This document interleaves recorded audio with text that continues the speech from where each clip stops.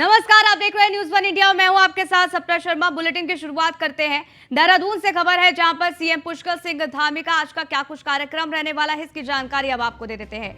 सरदार पटेल भवन के लोकार्पण कार्यक्रम में प्रतिभाग करेंगे सीएम धामी। वहीं कई अन्य कार्यक्रम में हैं जिसमें वो शामिल होने वाले हैं। आपको बता दें, कई कार्यक्रम आज सीएम पुष्कर सिंह धामी के आयोजित किए गए हैं जिसमें एक एक कर वो शामिल होंगे। हालांकि इन कार्यक्रम को लेकर तमाम तरीके की जो तैयारियां हैं वो पूरी कर ली गई है। तो सीएम पुष्कर सिंह धामी का आज का कार्यक्रम बेहद खास, बेहद महत्वपूर्ण है। सरदार पटेल भवन के लोकार्पण कार्यक्रम में वो प्रतिभाग करने वाले हैं। इसके साथ ही कई अन्य ऐसे कार्यक्रम जो कि आयोजित किए गए हैं, इसमें भी वो शामिल होंगे। महाजनसंपर्क अभियान के तहत ये कार्यक्रम होने वाला है। आपको बता दें, मोदी सरकार के 9 साल पूरे होने पर उपलब्धियां यहां पर सीएम पुष्कर सिंह धामी गिनाते नजर आएंगे। संबोधन होगा और उस संबोधन के दौरान क्या कुछ कहते हैं सीएम पुष्कर सिंह धामी, ये लगातार देखना होगा, इस पर लगातार नजर बनी रहेगी। कई ऐसे कार्यक्रम जो आज के दिन आयोजित सीएम पुष्कर सिंह धामी के लिए कर दिए गए हैं और उसमें वो एक एक कर शिरकत करने वाले हैं। कई नेता भी इस दौरान उनके साथ मौजूद रहने वाले हैं, कार्यकर्ता मौजूद रहने वाले हैं। संबोधन होगा और संबोधन के दौरान मोदी सरकार के 9 साल का बखान करते वो नजर आने वाले हैं। तो इन कार्यक्रमों को लेकर तमाम तरीके की तैयारियां पूरी कर ली गई हैं। बताया जा रहा है कि सरदार पटेल भवन के लोकार्पण कार्यक्रम में वो प्रतिभाग करेंगे। उनका संबोधन इस दौरान होगा और उसके बाद कई ऐसे कार्यक्रम हैं जो प्रस्तावित किए गए हैं सीएम पुष्कर सिंह धामी के, और उसमें वो एक एक कर शामिल होंगे और संबोधन इस दौरान उनका होगा। क्या कुछ कहा जाएगा उनके द्वारा, ये देखना होगा। लेकिन लगातार वो दौरे पे दौरा कर रहे हैं, तमाम जिलों में पहुंच रहे हैं और इसी के तहत ये कार्यक्रम है। महाजनसंपर्क अभियान चलाया जा रहा है।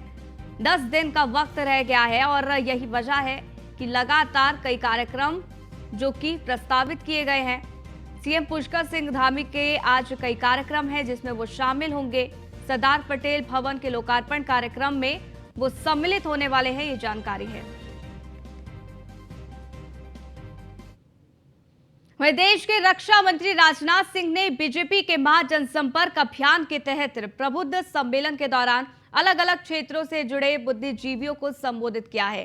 कार्यक्रम में मुख्यमंत्री पुष्कर सिंह धामी से लेकर बीजेपी प्रदेश अध्यक्ष महेंद्र भट्ट, पूर्व मुख्यमंत्री त्रिवेंद्र सिंह रावत, राज्यसभा सांसद नरेश बंसल, टिहरी लोकसभा क्षेत्र से सांसद माला राजलक्ष्मी शाह समेत बीजेपी से जुड़े वरिष्ठ नेताओं और तमाम प्रबुद्ध जनों ने हिस्सा लिया है। देहरादून स्थित हाथी बड़कला के सर्वे ऑडिटोरियम में प्रबुद्ध जन सम्मेलन के दौरान देश के रक्षा मंत्री राजनाथ सिंह ने जहां एक तरफ केंद्र की मोदी सरकार के 9 साल की उपलब्धियों के बारे में बताया, तो वहीं भारत सैन्य शक्ति के दृष्टिकोण से कितना सशक्त हुआ, इसके बारे में भी बड़ी बेबाकी से प्रबुद्ध जनों को बताया गया।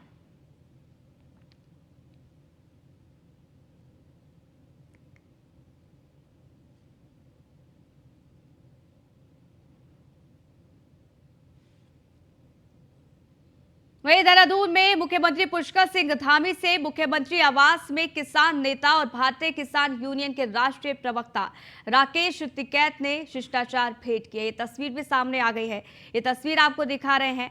लेकिन आपको बता दें कि जो राकेश टिकैत लगातार बीजेपी पर हमला बोलते नजर आते हैं, वो अब सीएम पुष्कर सिंह धामी से ये शिष्टाचार भेंट कर रहे हैं। अब इसके क्या कुछ मायने हैं, ये देखना होगा।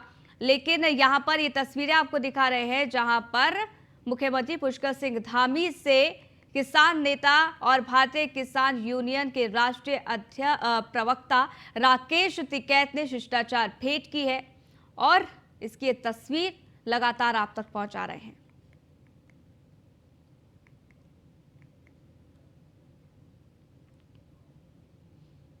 देहरादून में होने जा रही तीसरी G20 की आयोजित होने वाली बैठक पर बोलते हुए शहरी विकास मंत्री ने बताया है कि पहले हो चुकी बैठक के कारण इंफ्रास्ट्रक्चर तैयार है और इस बार त्रिवेणी घाट पर गंगा आरती आयोजित की जाएगी। उन्होंने आगे ये बताया कि सभी संबंधित विभागों को 20 जून का अल्टीमेटम भी दे दिया गया है।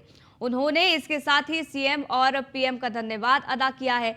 प्रदेश को पहली बार G20 बैठक आयोजित करने का मौका मिला, इसके लिए उन्होंने प्रधानमंत्री नरेंद्र मोदी का धन्यवाद किया।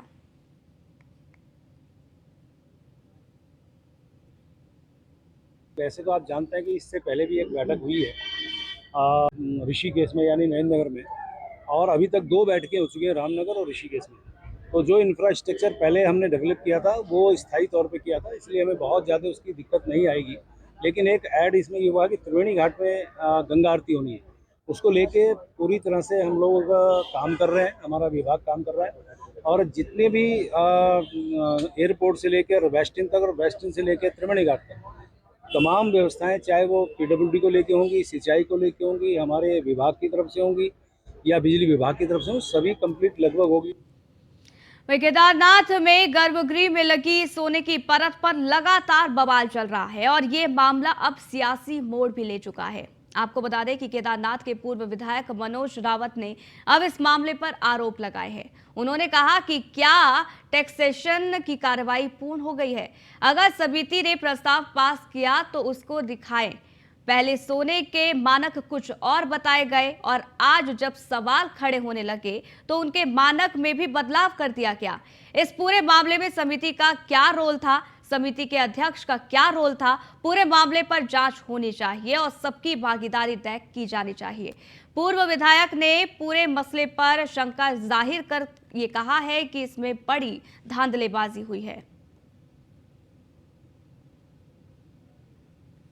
हम तो कह रहे हैं कि हम 200 किलो की बात ही नहीं कर रहे हैं, हम 23 किलो की बात कर रहे हैं। लेकिन क्या 23 किलो सोना पूरी प्रक्रियाओं का पालन करके लगा है या नहीं लगा है? और वो लगा है तो कितना शुद्ध है उसकी जांच क्या आपने जो भारत सरकार की वैध संस्थाएं जैसे एमएमटीसी, भारत सरकार की जो मेटल्स पर जो सबसे बड़ा काम करने वाली संस्था है, क्या उस संस्था से या ऑथराइज संस्था से उस सोने की जांच करा करके लगाया है कि नहीं लगाया है? अगर नहीं लगाया है और उसके स्वरूप में परिवर्तन हो गया है, हम तो साफ कह रहे हैं कि पुलिस वाले भी अगर चोरी, एक तोले सोने की चोरी हो जाती है, झुमके की चोरी होती है, अगर रिकवरी करते हैं तो पुलिस के कागजात में भी पुलिस उसको पीली धातु लिखती है। राज्यसभा सांसद विवेक ठाकुर ऋषिकेश पहुंचे और इस दौरान बीजेपी कार्यकर्ताओं ने बीजेपी कार्यालय में विवेक ठाकुर का फूल मालाओं से स्वागत किया है। मौके पर विवेक ठाकुर ने प्रेस कॉन्फ्रेंस भी की। विवेक ठाकुर ने कहा कि आगामी लोकसभा चुनाव की तैयारियों में बीजेपी जुट चुकी है। जनता के मन में प्रधानमंत्री नरेंद्र मोदी के अलावा अभी कोई विकल्प ही नहीं है। 2024 के चुनाव में जनता फिर से मोदी सरकार को चुनने जा रही है, क्योंकि जनता देख चुकी है कि पिछले 9 सालों में देश प्रधानमंत्री नरेंद्र मोदी के नेतृत्व वाली सरकार में कितना सुरक्षित हुआ है। डॉलर्स का विरोध करने का कोई औचित्य नहीं बनता है और उत्तराखंड सरकार का ये बहुत ही सराहनीय कदम है और बहुत ही व्यवस्थित रूप से जस्टिस रंजना देसाई के अंडर में ये कमेटी है और कमेटी हर पहलू को अध्ययन, ये कोई नया विषय नहीं है, ये बहुत पुराना लॉ कमीशन का रिकमेंडेशन पे ये विषय जो है ये हो रहा, और आज ये समय की मांग है क्योंकि हर चीज़ में हम आगे हैं और हम प्रगतिशील से मतलब विकसित देश की यात्रा तय करने में हम लगे हुए। वहीं बीजेपी के महाजनसंपर्क अभियान में लोकसभा सांसद अजय टम्टा अल्मोड़ा दौरे पर हैं। इस दौरान उन्होंने केंद्र सरकार के स्वर्णिम 9 साल के कार्यकाल में किए गए कार्यों की चर्चा की है और जहां सांसद अजय टम्टा ने कहा है कि उनकी लोकसभा क्षेत्र में अभूतपूर्व और रिकॉर्ड तोड़ कार्य हुए हैं। पिछले 5 साल में लोकसभा क्षेत्र के 14 विधानसभा क्षेत्र के 4 जनपदों में मेडिकल कॉलेज, PMJSY सड़क के तहत प्रत्येक जनपद में 300 किलोमीटर सड़कों का निर्माण किया गया है। इसके साथ ही केंद्र सरकार की सभी योजनाओं का लाभ जनता को बराबर मिल रहा है। सभा में थी, अल्मोड़ा का मेडिकल कॉलेज को भारत सरकार से हमने उसकी सारी स्वीकृति दिला करके उसको सर्टिफाइड करके उसके कॉलेज को हमने शुरू किया है। हमारे 2 बैच वहाँ से निकल चुके हैं। पिथौरागढ़ के लिए नए मेडिकल कॉलेज के लिए हम भारत सरकार से 400 करोड़ रुपए लेकर आए हैं। मेरे लोकसभा क्षेत्र के अंदर हर एक विधानसभा के अंदर लगभग 300 किलोमीटर रोड बनी है, जो हर एक गांव को जोड़ने वाली प्रधानमंत्री सड़क है, उसका हम भारी भरकम बजट लेकर आए हैं। मेरे जो डबल लेन की सड़कें थी, हमने लगभग हमारी NH घोषित हो गई है। एक बहुत बड़ा बजट हमारे पास अभी आ गया है जो चौसली से पांडुआ खाल तक जाएगी। वो हमारी कोसी होते हुए, दोराहाट होते हुए, चौखुटिया होते हुए जाएगी, उसमें टनल भी है। ऐसे ही हमारी एक यहाँ अल्मोड़ा से लेकर के राई आगर तक उसको डबल लेन का हमारा। वहीं देहरादून में साइबर क्राइम के बढ़ते मामले बता रहे हैं कि ठगों की मॉडल ऑपरेटिंग किस प्रकार से यहां पर बदलती जा रही है, जो लगातार लोगों को अपने अपने जाल में फंसाने में कामयाब हो रही है। आपको ये बता दें कि डीजीपी अशोक कुमार की माने तो ठगों से सावधान रहने की जरूरत है और पहले ही उन साइट्स की जानकारी गूगल से जुटा लेनी चाहिए जिस पर वह क्लिक करते जा रहे हैं। लिंक के माध्यम से लोग ठगी का ज्यादा शिकार हो रहे हैं। इसको लेकर लगातार पुलिस की ओर से उन्हें जागरूक भी किया जा रहा है। आपको बता दें कि इसके साथ ही ठगी के बढ़ते मामले फेसबुक, इंस्टाग्राम जैसे साइट्स के माध्यम से अधिक बढ़े हैं, जिन पर महज एक लाइक करते ही कई लोग करोड़ों रुपए की ठगी करने के में कामयाब इस वक्त हो रहे हैं। डीजीपी अशोक कुमार ने यह बताया है कि इस समय केदारनाथ धाम की यात्रा को लेकर टिकट बुकिंग के नाम पर अधिक ठगी हुई है, जिसमें पुलिस के द्वारा तमाम गिरफ्तारियां भी की गई हैं। हालांकि साइबर ठग लोगों को बाजार डिमांड को देखते हुए लोग ठगी का शिकार हो रहे हैं। कि आपने सोचा कि भाई इंटरनेट पे के थ्रू ऑनलाइन बहुत ज्यादा पैसा कमा सकते हैं, तो अधूरा ज्ञान तो हुआ।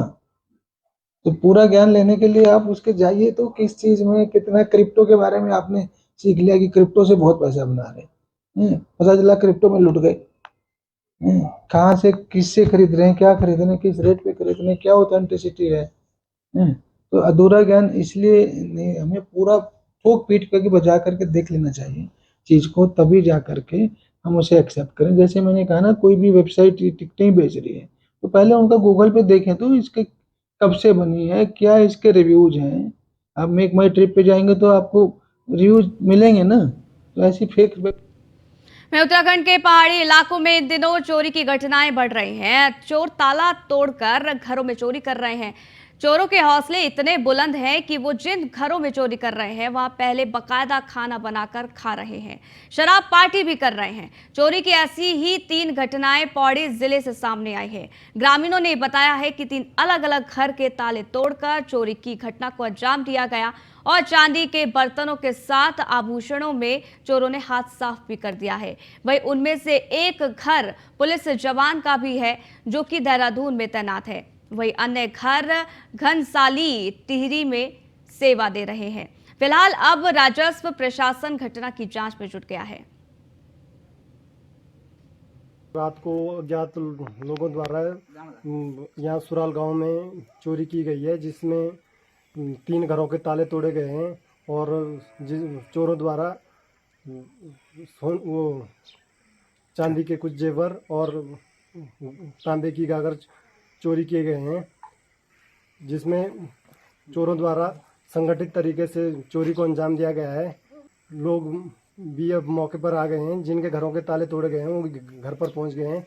उन्होंने तहरीर दी है और कल रात को अज्ञात लोगों द्वारा यहाँ सुराल गांव में चोरी की गई है, जिसमें 3 घरों के ताले तोड़े गए हैं। और वहीं हरिद्वार की रानीपुर पुलिस और CIU हरिद्वार की संयुक्त टीम ने चेन स्नैचिंग की घटनाओं का पर्दाफाश करते हुए वेस्ट यूपी के 2 आरोपियों को गिरफ्तार कर लिया है, जिनके कब्जे से झपटी गई 2 सोने की चेन बरामद हुई है। आपको ये बता दें कि CCTV कैमरे की फुटेज में चेन स्नैचर कैद हो गए थे। तब से CIU और रानीपुर कोतवाली पुलिस की अलग अलग टीमें आरोपियों की धरपकड़ के प्रयास में लगी हुई थी। वहीं हरिद्वार SP क्राइम रेखा यादव ने बताया है कि रानीपुर कोतवाली पुलिस और CIU की संयुक्त टीम ने क्षेत्र से ही दोनों आरोपियों को गिरफ्तार किया।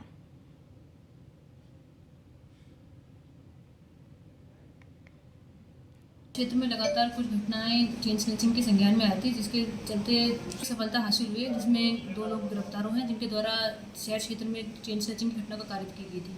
क्योंकि अभियुक्त पंजीकृत था, अभियुक्त मिल गए हैं, इसमें आगे की कार्रवाई की जाए। दोनों अभियुक्त बरेली क्षेत्र के रहने वाले थे। यहाँ आकर के किसी होटल में कमरा लेते थे, घटना कारित करते थे, वापस अपने होटल में आराम करने लगे। इस चक्कर में हम लोग जो चेकिंग मेकिंग कर रहे थे हमारे पकड़ में नहीं आ रहे थे, क्योंकि फिर से घटना अटेम्प्ट करने जा रहे थे। उस दौरान कुछ फुटेज हमें प्राप्त हुई, उसको हमारे द्वारा ट्रेस किया गया और इनको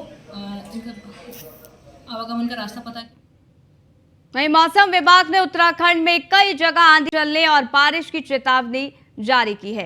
मौसम विभाग ने हरिद्वार, यूएस नगर और इसके साथ ही देहरादून, पौड़ी, नैनीताल जिलों में गर्जना के साथ बिजली चमकने, 80 किलोमीटर प्रति घंटे की रफ्तार से आंधी चलने और तेज बौछारों का ऑरेंज अलर्ट जारी किया है। मौसम विज्ञान केंद्र के निदेशक विक्रम सिंह के मुताबिक नैनीताल, पौड़ी, पिथौरागढ़ एवं बागेश्वर जिलों में कहीं कहीं पर भारी बारिश की आशंका है। इसके लिए येलो अलर्ट भी जारी कर दिया गया है। उत्तराखंड में बिपरजॉय तूफान के असर के चलते मौसम में यह बदलाव देखने को मिलेगा। वहीं 19 से 22 जून तक मौसम बिगड़ा रहेगा।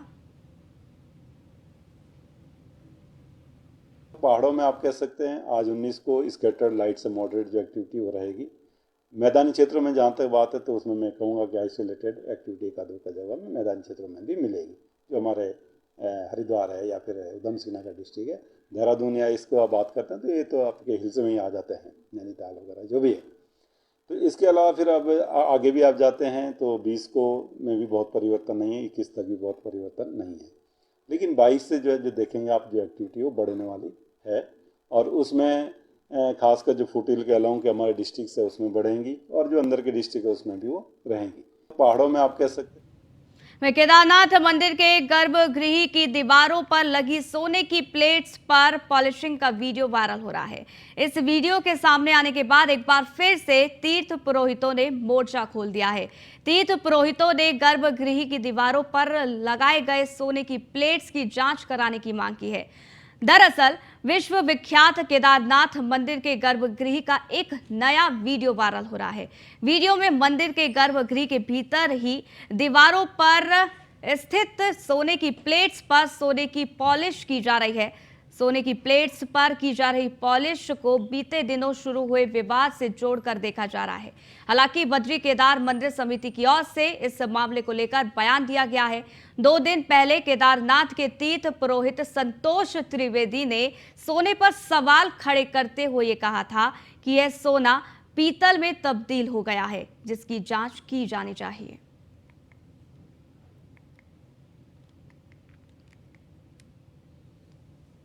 मैं रुद्रप्रयाग में देश के 12 ज्योतिर्लिंगों में से एक उत्तराखंड में विराजमान बाबा केदारनाथ को लेकर एक बार फिर एक नया विवाद यहां पर खड़ा होता नजर आ रहा है। कुछ दिन पहले बाबा केदारनाथ धाम के गर्भगृह में लगाई गई सोने की प्लेटों पर उठा विवाद थमा नहीं था कि गर्भगृह में एक महिला का सोशल मीडिया पर वीडियो खूब वायरल हो रहा है। दरअसल एक वीडियो में एक महिला बाबा केदारनाथ ज्योतिर्लिंग पर नोट उड़ाते हुए नजर आ रही है। इस दौरान महिला के पास कुछ तीर्थ पुरोहित भी नजर दिखाई दे रहे हैं। हालांकि आपको बता दें कि जो महिला को रोकने का प्रयास भी नहीं कर रहे हैं। इस वीडियो में बाबा केदारनाथ धाम के पवित्र गृह में एक महिला डिस्को बार की तरह मंदिर में नोट उड़ा रही है, लेकिन हैरानी की बात यह है कि महिला के पास खड़े तीर्थ पुरोहित मंत्रोच्चारण कर रहे हैं, जबकि नोट उड़ा रही महिला को रोकने का प्रयास तक वो नहीं कर रहे हैं। जबकि अभी तक ये साफ नहीं हो पाया है कि वीडियो में दिख रही महिला कौन है। वहीं इस वीडियो पर बद्री केदार मंदिर समिति ने संज्ञान लेते हुए इसकी जांच के आदेश भी दे दिए हैं। बद्री केदार मंदिर समिति ने एक बयान जारी करते हुए कहा है कि समिति ने इस वीडियो का संज्ञान लेते हुए जिलाधिकारी और पुलिस अधीक्षक चमोली से वीडियो की जांच करने और दोषियों के खिलाफ सख्त कार्रवाई करने के आदेश दिए हैं। देखिए, कोई भी वीडियो अगर आता है तो उसको हम लोग जांच परखते हैं कि उसकी क्या हिस्ट्री है और उसमें हम लोग वैधानिक कार्रवाई करते हैं कि अगर कहीं भी कोई भी कानून उसमें तोड़ा गया है या कोई भी लीगल एक्शन। वहीं दिनेशपुर के खुदीराम बोस स्टेडियम में पवित्र यंग क्लब और नगर खेल समिति के तत्वाधान में गुरुपद विश्वास मेमोरियल अंतर्राज्यीय फुटबॉल प्रतियोगिता का आयोजन किया गया, जहां स्वर्गीय गुरुपद विश्वास के चित्र के समक्ष दीप प्रज्वलित कर पूर्व खेल मंत्री अरविंद पांडे ने प्रतियोगिता का शुभारंभ किया। प्रतियोगिता में नेपाल, पश्चिम बंगाल, पंजाब, मध्य प्रदेश, लखनऊ, देहरादून, रुड़की, कोटद्वार, हरिद्वार, काशीपुर, रामपुर के साथ 16 टीमों ने भाग लिया है। इस दौरान पूर्व खेल मंत्री वर्तमान विधायक अरविंद पांडे ने कहा है कि बहुत जल्द मुख्यमंत्री पुष्कर सिंह धामी के साथ मिलकर गुलरभोज जलाशय को एक बहुत बड़ा पर्यटक स्थल बनाए जाने का प्रयास किया जा रहा है।